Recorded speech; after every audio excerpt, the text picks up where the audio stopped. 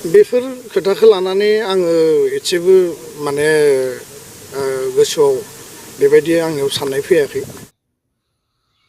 खुलुमबाय बयनिसिमबो।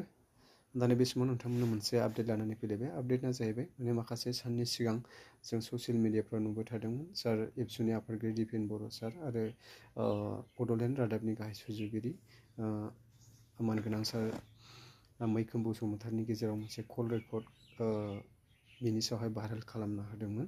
दा बिनि सायाव एबसुनि आफादगिरि मानगोनां एबसुनि आफादगिरि दिपेन बर' सारा माबायदि खेंफोरथि होखो आरो बे रावा बा बे कल रेकर्डआ सोर खालामदों आरो बिनि सायाव माबायदि एक्सन जागोन बिनि सायाव दिनै दिपेन बर' सारा गोख्रोङै बिबुंथि होदों आरो जायफोरनाखि बेफोरबायदि भाइरेल खालामनानै ससियेल मिडियाफ्राव भाइरेल खालामना होदों बिसोरनि सायावबो मोनसे गोख्रों नायबिजिरगोन आरो तदन्त जागोन होननानै दिनै दिपेन बर' सारा दिनै ससियेल मिडियानि गेजेरजों बा सांबादिक बेफोर खोथाखौ लानानै आङो एसेबो माने गोसोआव बेबायदि आंनियाव साननाय फैयाखै।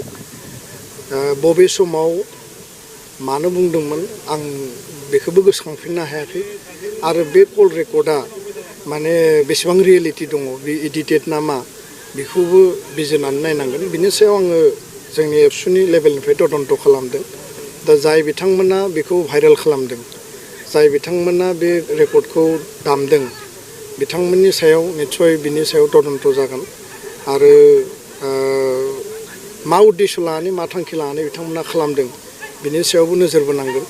बबेबा टाइमाव बेबायदि माखासे खोथाफोर थासारिफोर फैयो जातिनि सार्थआव इउनिटिनि सार्थआव मालाबा दुलाराय बर' फरायसा आफादा हारिखौ जोङो खौसे खालामनाय, हारिखौ जोङो बजबनाय आरो राइटखौ राइट रंखौ रं जोङो बुंनायनि थाखाय हाबा मावबोनांदों। दा बेखायनो बियो गोजाम अडिअ' जानांगौ खिन्थु बेयाव माखासे एडिटेड फ्रेक्सन दङ आरो दिनै माने कम्पिउटार बा नोङो माने मा दिनै एआइनि आर्टिफिसियेल इन्टेलिजेन्स डिजिटेलनि जुगाव गोबां बेबायदि एडिटेड जायो।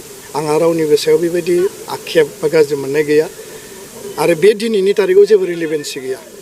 आरो स्पस्ट बाथ्राखौ जुदि बुंनांगौब्ला बर'नि मोननै रिजनेल राजखान्थि हान्जा इउपिपिएल आरो बिपिएफखौ ज' खालामनानै बा मोनसे बुजाबुजिनि आधाराव बर'नि जातीय सत्ता अस्तित्व थामोन्था रैखाथि माहारिबादखौ लानानै आवगायलांनांगौनि थाखाय जोङो ग्रेटार इन्टारेस्टआव आपिल होदों आरो बिनि थाखाय हाग्रामा महिलारि बिथां, खाम्फा बरगयारि बिथां, रबिराम नार्जारि बिथांजों आङो अक्ट'बर दाननि फार्स्ट उइकआव आङो जिरायदों, सावरायदों, खोब गोथौयै सावरायदों।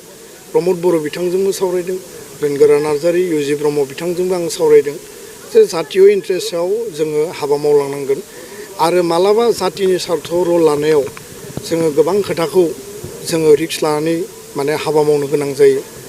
सान्तिनि बाथ्राखौ जों बुंदों, सोरबाया असान्ति बाथ्रा बुंदों, सोरबाया हिंसानि बाथ्रा बुङो, जों अहिंसानि बाथ्रा बुंदों, सोरबाया भाइलेन्सनि बाथ्रा बुंदों, जों नन भाइलेन्सनि बाथ्रा बुंदों, जोङो डेम'क्रेसिनि डेम'क्रेटिक सार्थनि बाथ्रा बुङो, सोरबाया नन डेम'क्रेटिक खोथा बुंदों।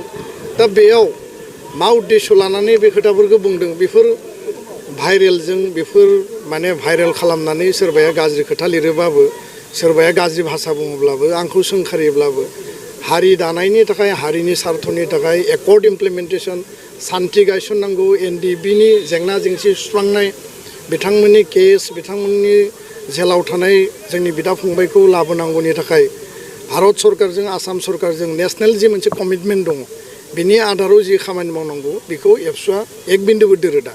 दा बेखायनो बेबायदि फिसा फिसौ लेभेलनि राजनिति खालामनानै बर' हारिया मालाबाबो लाब जाया। जातिनि ग्रेटार इन्टारेस्टआव बिथांमोना नायनांगौ आरो देरसिन लिडारफ्रासो सिद्धान्त लानांगौ।